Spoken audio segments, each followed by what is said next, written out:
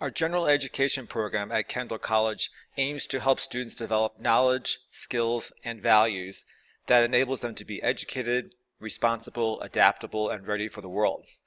They do this through a series of 12 courses that are organized into 4 thematic clusters. All of these courses help students develop knowledge in the humanities, in communication, in science, in math, and social science, as well as competencies and values that are described in our institutional learning outcomes. Now, they're institutional learning outcomes, which means that all of our courses, not just general education, have a responsibility to help students develop these competencies and values. So how does this look?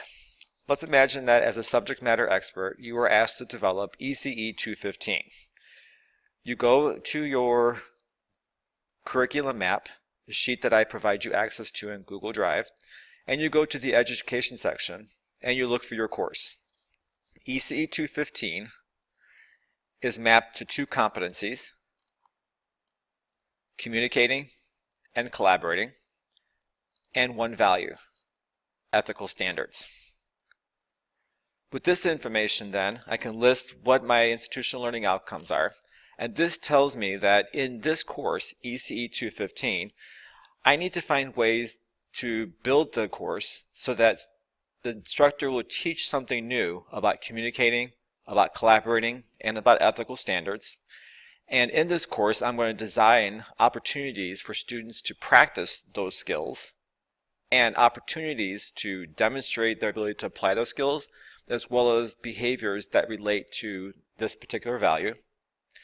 And I'm going to build in assessment opportunities so that the instructor who teaches the course can give students feedback about their current performance level with regards to these skills with communicating and collaborating.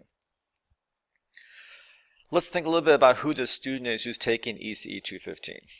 We know that ECE 215 is a 200 level course, so we might make the assumption that this is a second-year student who is taking this course. This is not going to be a perfect science because with students who transfer in credits and stuff like that, we may have some other students that aren't your typical year 2 student. We're going to assume that this student has completed all of his or her 100 level general education courses. And we're going to assume that that student, because they are a year 2 student, are also currently taking their other 200 level general education courses. So this gives us an opportunity. As we're developing ECE 215, which is going to focus on developing skills in communicating, collaborating, and ethical standards, we can look to general education to see what opportunities and experiences they have had in their 100 level courses in general education that are related to communicating and collaborating. And we can look at what courses this student is likely taking at the 200 level that are also developing skills in communicating and collaborating. We can switch back now to the curriculum mapping sheet, and we can click on the tab that says Can-Do Statements. General education has gone through and listed all of the all of the competencies in the institutional learning outcomes here on the left side. They then have written a series of can-do statements for each of those competencies in this column. So for communicating, which remember is one of the competencies mapped to ECE 215, they've listed can-do statements for general communicating, which applies both to written and oral. They've listed can-do statements that have to do with oral communication. And they've listed can-do statements that have to do with written communication. To break it down even more, they have identified student outcomes that relate to each of these can-do statements. So one of the can-do statements says students can determine the amount of information needed to effectively support an idea. There are 2 learning outcomes that are measurable and observable related to that can-do statement. So students will include a variety of relevant information to develop an idea. Students will recognize if he or she has included enough information to develop an idea.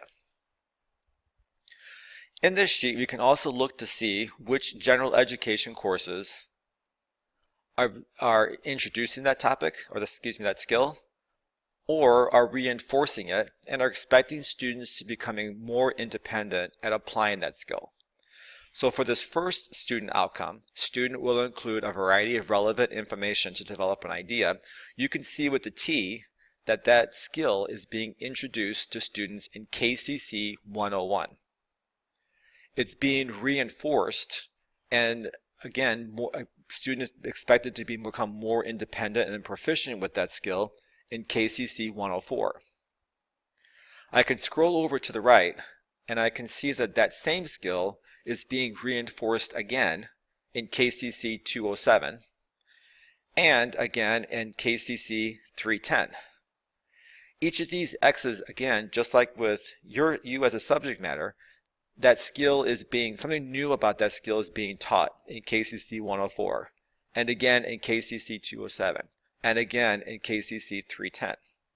So that by the end of the program, the students have developed some degree of competency and are able to independently apply that skill because they've had not only been introduced to it, but have been reinforced and taught something new about that skill. And of course, through those experiences, they've gotten feedback and they've had multiple opportunities to practice that skill. So you as a subject matter expert, knowing that communicating is one of the competencies mapped to your course, if you were developing ECE 215, you can look at all of these student learning outcomes and ask yourself, is this a skill that I would expect my students to be able to use in this course? Or is this something that I can teach my students in the course? So for example, I look at the first skill. Students will include a variety of relevant information to develop an idea. Is that something that I would expect that my students should be able to do in order to complete the projects and assignments in the course that I'm developing? If so, then I can look at where that skill has been introduced and where it is being reinforced in Gen Ed. So it was introduced in KCC 101. So if I go back to my chart here and I say that this is a year 2 student who has probably already completed her 100 level Gen Ed courses and is currently taking her 200 level courses, I can then say that that student has been introduced to that skill and has already had KCC 104 where that skill was reinforced, and likely that same student is taking KCC 207 at the same time or close to the same time as ECE 215. So that means that student has already had 3 experiences with that skill in other Gen Ed courses, which means that I can either provide additional information to students about that skill and also fairly expect that students should be able to apply that skill in my course.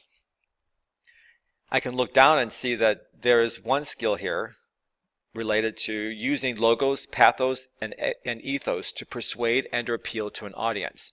I'll notice that that skill is not actually introduced until KCC 207. So if students in the course that I'm designing, ECE 215, and I'm going to ask students to do something with that skill in my course, I have to know that they're probably, if they're taking KCC 207, are just being introduced to that skill in their Gen Ed courses. So they may not have much experience with that skill.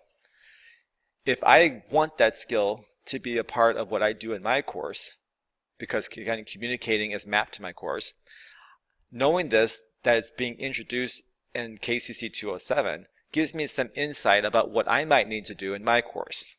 I might need to provide students with additional resources to help them apply that skill.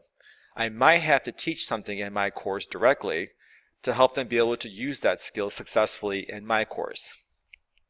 I could reach out to a Gen Ed faculty to ask them about how they teach that skill to students and what resources they might have that they use in this KCC 207 course that I could then reinforce in my ECE 215 course. I can also then, in my tracking sheet for my course, I can scroll down to the section for conceptualization, and I can start to list what can-do statements are relevant to my course that students are being exposed to in Gen Ed. So this will help me when I start to think about assignments that I develop for my course and what skills I expect them to be able to use to complete those assignments and what prior experiences they have had or are currently having in their Gen Ed courses that relate directly to what I'm expecting my students to do in in ECE 215. By doing this, we're providing a more integrated experience and more alignment between our gen ed program and our courses that are in the major.